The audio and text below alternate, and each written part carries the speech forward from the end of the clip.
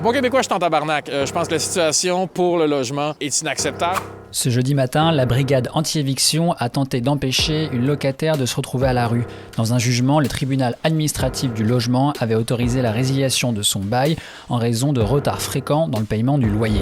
On dénonce le fait que c'est complètement disproportionné, qu'il y a des retards de paiement de loyer. On parle d'un locataire qui a payé son loyer juste en retard à plusieurs reprises. Le groupe militant qui existe depuis 6 mois pratique la désobéissance civile. Ouais, notre tactique, c'est de mettre notre corps en jeu, de se mettre d'en face et empêcher les huissiers de rentrer pour pas qu'ils délivrent l'avis d'éviction. Puis on achète un certain délai pour le locataire, qui leur permet souvent de se permettre de trouver soit un nouveau logement, soit au minimum de trouver des amis qui peuvent les loger pour une période de temps, etc.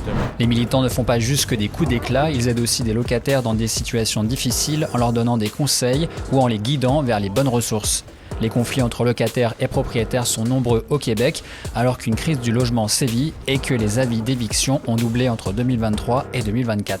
Oui, je suis affecté par la crise du logement, puis ça me préoccupe parce que je vois que c'est un des stress, des points de tension d'exploitation qui pèsent sur tellement de gens. On a un propriétaire qui a essayé de nous évincer à cause qu'on a voulu contester une hausse illégitime du loyer. On a constamment des parasites chez nous. L'autre jour, il y a une fuite d'eau.